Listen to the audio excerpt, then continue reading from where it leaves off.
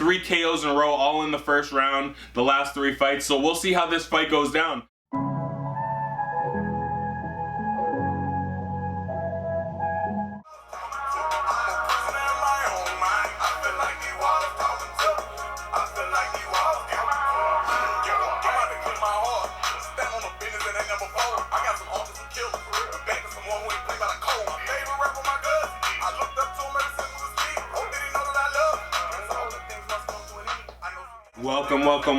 Welcome to the Quarantine Podcast. I'm Eddie, and this is Walls Talking by Kevin Gates. He dropped this album last year. I'm him.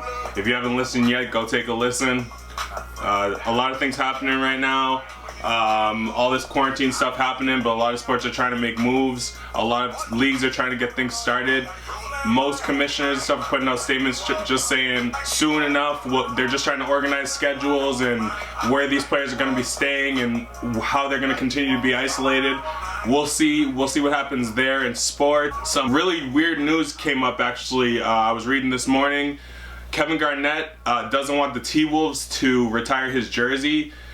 That's a big deal because that's 12 seasons of his career. And I know he's going to get his jersey retired by Boston, but he spent a lot of time there in Minnesota, and I don't understand why a player like that, it's got to be a big deal. Something big here has had to have happened for this to be happening, because why would he, after 12 seasons on a team and fans that love him from Minnesota, I mean, all of Minnesota knows the Timberwolves for being Kevin Garnett's team. So something really big must be going on here that a lot of people must not know about.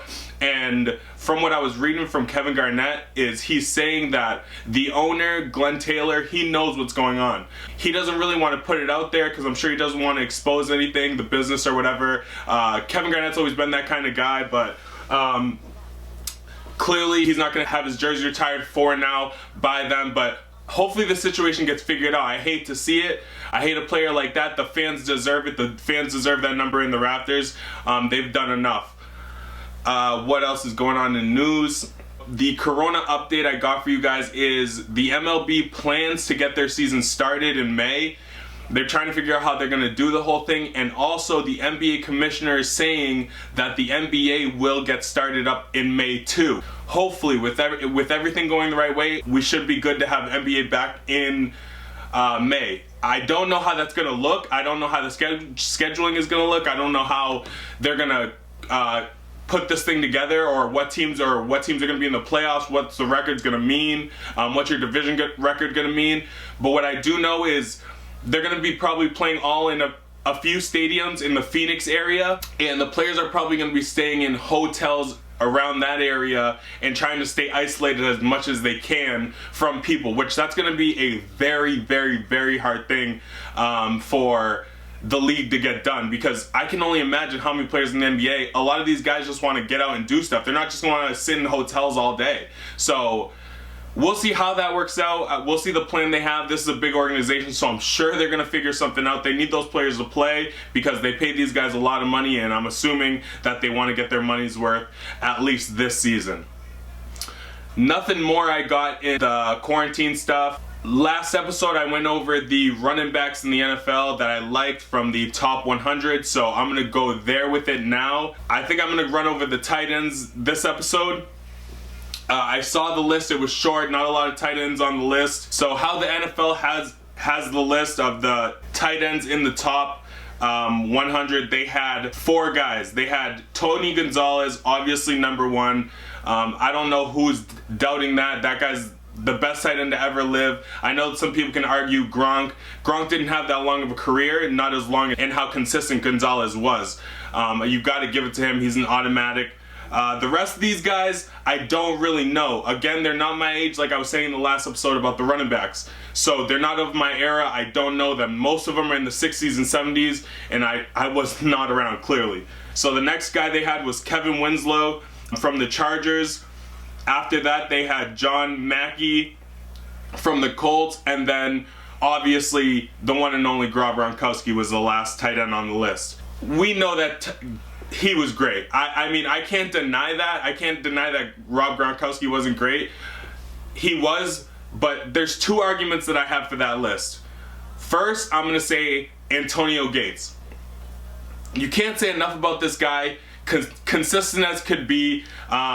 He's racked up all the accolades. He played 220 games, 927 receptions, 1,100 yards receiving, and 114 touchdowns. That's a big deal. Versus Rob Gronkowski's 7,000 yards and 76 touchdowns.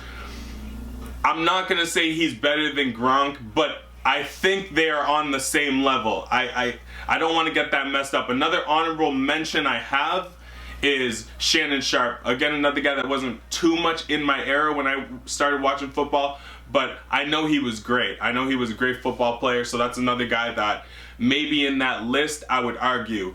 Not too many tight ends on the list though. 4 tight ends on the top 100 list. I get it. The tight end doesn't have a very versatile job blocking and catching some short throws and trying to gain some short yards. I totally get that. Anything else in the NFL I got? Cam Newton, still no news, which is a shocker to me. I think that around draft time, they're going to be making some moves. I don't see why not. A player like that just can't be left out there. There's no way that there's not value to this guy. Like, I get the Jameis Winston thing. I do. I understand why he's not getting picked up. But Cam Newton, you can't deny Cam Newton's greatness. He won an MVP trophy. He didn't win the MVP trophy running the ball either. He won the MVP trophy playing great a quarterback position. That's what he was doing. But we'll see where he goes. I hope he goes somewhere good. I just want to see the resurgence of Cam Newton. I keep talking about that, but I really do want to see it. What can you say about it, man? Like, a guy like that on any team is going to make them better, but you hope for the best for him and you hope he bounces back. I love Cam, man. Since we're in quarantine, another thing that I was thinking about with football was all the players that didn't get a contract this year. So I'm assuming next year's free agency is going to be real deep. They got names on there. Dak Prescott's on there, Jalen Ramsey, Keenan Allen, George Kittle, Joey Bosa, Kenny Golladay, Richard Sherman. I mean, he's a little old, so I don't know what he's going to be looking for. We'll see with him. AJ Green, Ty Hilton, Cameron Hayward, my guy, even Alvin Kamara. None of these guys got big contracts, so we'll see what happens there. I don't know how Alvin Kamara doesn't get a contract, but we're talking about a running back here, and we know how devalued that position is being taken right now, especially by coaches. So we'll see what happens with him. MLB, again, the only thing I have with the MLB is they're saying that they're going to start up in May. No fans in the stands. We'll obviously see baseball in December, or, I mean, late November at least. So we'll see how that works out. I really can't wait to see it. I can't wait to see if games get snowed out, like what happens at those crucial games, those real crucial games. To get snowed out would be really, really weird. I have an update on the UFC. UFC 249. Tony Ferguson will be fighting Justin Gaethje. Tony Ferguson, 26-3, will be fighting Justin, 21-2. Tony Ferguson's a monster. 6 years straight, this guy hasn't lost. He deserves a title fight. He was gonna get it, got thrown out the window. Now he has to beat some guy, which, just for a fight to happen, it's not like he's backing out. Just for a fight to happen, he was just about to get a shot at the title. Now he's got to fight this guy. So he's on a 12 straight win streak right now. This other kid looks dangerous, though. He's won his last 3 in a row. He lost to Dustin Poirier and Eddie Alvarez. I believe it's Eddie Alvarez. But he's good. He looks really good right now. 3 KOs in a row, all in the first round, the last 3 fights. So we'll see how this fight goes down. Tony, I feel bad for him, man. Like, some guy has to go through this and deal with a fight being canceled, and now he has to fight some other guy. Imagine this upset if this guy beats Tony and now he gets a title fight, or even better, they don't even give Justin the title fight and then they just give it to Conor. You know what I mean? Because what happens with Conor now? If Justin wins, does he get a shot at the title? And now Conor's got to wait for a shot. Does Conor fight Tony Ferguson? Doubt it. If Tony wins, what happens then? You know what I mean? Is he gonna fight Khabib in his next match? Is he gonna have to fight Conor? Who knows? You know, but it sounds like it's gonna come down to the end here. We'll see what happens with these fighters. And that's pretty much it I got with sports today, to be honest with you guys. All I've been doing in quarantine to update you guys, playing Call of Duty. I've been playing a lot of Call of Duty. I just got Hulu yesterday. Didn't realize I've had Hulu for like 10 months on Sprint, and I wasn't even using it the whole time. So I've been watching that. I've been watching Sunny in Philadelphia a lot and catching up on like Workaholics. Great show. Nothing else going on. Just praying for everybody out there that's doing their quarantine thing. Hopefully you guys, everything's working out for you guys and you guys are getting things done and getting what you need in this time.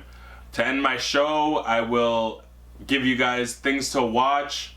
I still have not watched McMillions. I've said that a million times, but I will get on watching that. Punk'd came out yesterday. I'm going to watch that and just catching up on my podcast because I've just been trying to edit these podcasts, and again, I play a lot of Call of Duty, so I haven't been watching my podcast, but I'd like to catch up on those. You already know. Get out my comment section if you have anything to say about anything I said today. And just subscribe, please. Thank you so much. Pod out. Quarantine podcast out.